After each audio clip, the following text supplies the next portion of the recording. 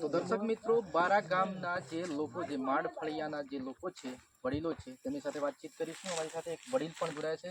તો અહીંયા જે રસ્તો નથી બન્યો વર્ષોથી અને વર્ષોથી આ લોકો રસ્તાની માગણી કરી રહ્યા છે તેને લઈને તેમની સાથે વાતચીત કરીશું કે આ રસ્તો નથી બન્યો તો તેમને તકલીફો કેવી પડી રહી છે અને સુવિધાઓ નથી મળી રહી, તો તેને લઈને સમગ્ર માહિતીનો મેળવવાનો પ્રયાસ કરીશું.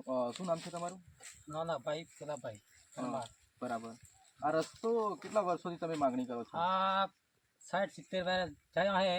વર્ષ તો થતો નથી અમારે, કોઈ નથી થતું. એટલે રસ્તો જોઈ જાય અમારે ને કોઈ આંગણવાડી ને કોઈ બીમારી હે ગમે તે હે જવું અમે કેમ કરીને જવાનું, એટલે જોલી કરીને અમરે માણસ કોઈ ગમે તે લઈ જાઓ. બરાબર.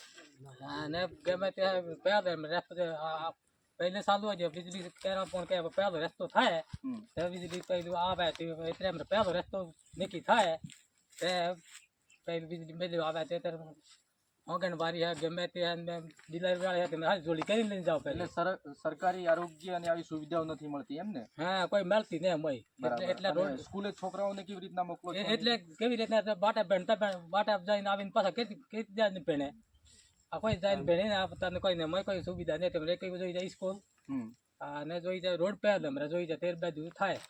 બરાબર. કોઈ થતું નથી. આ બાબતે સરપંચ તમારી સરપંચ કોઈ બધા મોટા હાલ જાય બધા સરપંચ હાલ જાય કોઈ ગમે તે મોટા પણ કોઈ સુવિધા અમારે કોઈ કરતા નથી. એટલે મેં સરકાર કોઈ રોડ આવે તો મોટા હલવા કોઈ મોટ કોઈ હલવા નહીં. હવે ચૂંટણીનો બહિષ્કાર કરવાના છો? હા, વોટ નથી આપવાના? નથી આપવાના. એટલે રોડ કાઢી હાલી તો અમારે કરવાની. તો તમારી વોટર આઈડી કાર્ડ વોટર જે ઇલેક્શનના જે કરો છો તે સંખ્યા કેટલી હશે તમે જાણો છો એ બાબતમાં? હા, સંખ્યા છે અમારે 300 350 જેવી હે. ઓહી 300 400 મોટ થાય તો હે.